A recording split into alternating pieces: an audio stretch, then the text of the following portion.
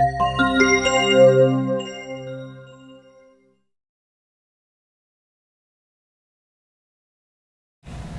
Pessano was brilliant enough to start taking notes, and they started in May. I didn't remember when exactly we started, except that it was near the end of school. We had finished Fresno State's production probably the beginning of May. A funny thing happened on the way to the Forum, which is part of the inspiration of why that was the first show and why that clump of people was arrogant. We had been very good and thought we could continue to be very good. And the pieces of the puzzle just kind of fit together, and it's mentioned here an important name to us. Dan said the weekend will go through Mr. Bettesini's secretary for funds. Well, George Bettesini was the Hilton manager at the time. It was owned by the Pillabos family, who are really the founding father of GCP, was Steve Pillabos. Probably more importantly, Lucille Pillabos, his wife, who's one of the great ladies of all time in her relationship with us. But fortunately, George Bettesini had seen dinner theater work in Columbus, Ohio. And so when I see his name, it brings together all of the positive things that he was able to say to Mr. Pillabos to say, you know, hey, okay, this may work. And so as I'm cruising through here, looking for the place that we actually came up with the name. Did we mark it? Yeah. May 20th, held the first rehearsal, Succeed tryouts at the same time, of course. Took measurements. It was a 3-ring circus. Dorothy Renzi, that's who that is, came down for Succeed. This evening we had a potluck and tried to name the company the Good Company Players. So that's when it happened. And we needed the name company, and the battle was over all of us who were kind of have a weird sense of humor, that it should really be something and Storm Door Company. Just to tell people we didn't have our little finger in the air, that we were going to be different. But the word company had to be there in whatever we came up with. And, you know, we were good company, the audience was good company, but we were a company. And every name that's in here is a founding father of this company. And so it's hard for me to think of 4 or 5 people other than they were the people that had to be. The Pillaboses, Steve Pillabos, insisted that we be organized as a corporation for their sake, for the protection of the hotel in case something happened. And so there were just 4 of us that were appointed to that board. And that was Ron Harlan and Kathy Glenn and Chris Mode and myself. And to say we were the only adults present, I don't know. But that's kind of how the whole thing started with, these are the founders, but everybody that's listed in here, and they're all hugely talented people.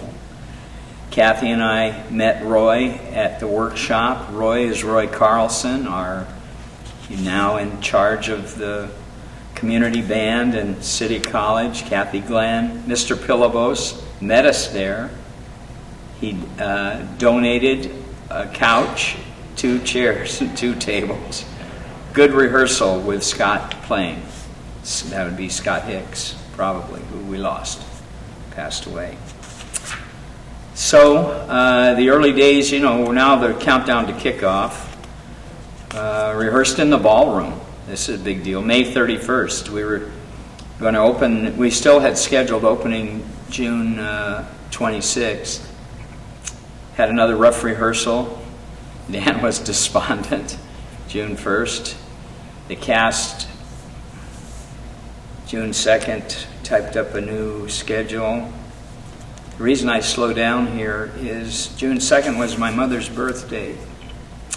And on June 4th, my dad died. They were separated, but by the luck of the draw, I had gone up to Oakland for my mom's birthday and had seen my dad. And when I came back, Jan didn't enter it, but that Monday I took my thesis into the thesis office at Fresno State and turned it in, and they accepted it.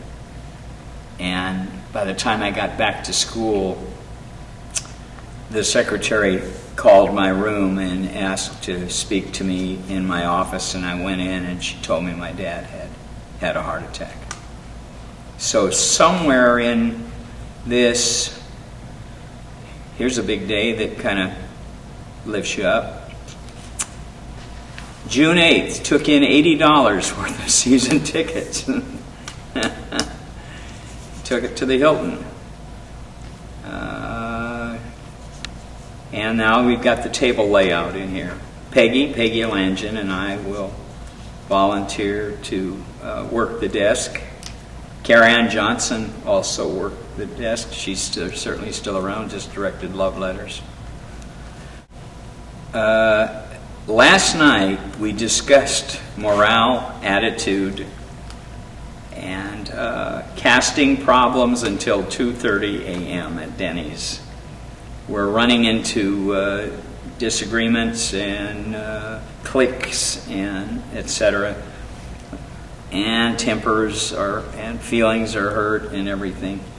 The thing is, this is so normal. Every time you want to start talking about what goes on in the process, it's just how much you want to listen to. But we would get together, and everybody had somebody that they wanted assassinated. And and these were talented people, so that was going to happen. What takes the resolution, just like in athletics, is if you win, they talk about team chemistry. If you lose, they talk about a tough locker room. And so it just took us a while to turn the corner. Here, we were kind of I think I had mentioned, we were kind of a monster without a head, because we had the elements, we knew what we were doing, but the forward motion depended on the director and the staff, and we were all involved. We were on the inside looking out, so it took a while. Let me see, my name is mentioned here. Dan sent a letter via the Hilton to Music International about how to succeed. So you see, we still use them. Again, I hope they're not watching. Dan is going to present the problem to the cast and company and request the required adjustments, solutions. This is based on that conversation. So I do recall several times we just had to have, look, we're a company and we are equal, and get the stick out of your butt kind of a conversation. Here's one, though, on the 22nd, just before that. Cassie hasn't spoken to Dan yesterday and today over the fire marshal thing. That's the fire retardant. There it was. So, June 25th, 1973. Dress rehearsal was sloppy. Let's hope this means good opening. We got caught on the set repeatedly. Dan and Fred and Dennis forgot words. The pace was slow. Ticket sales are really picking up today. Sure hope we sell out. We'll have 5 ushers: Mary Lou at tickets, and Jan Hewitt and Sarah Pilibos will help. June 26th.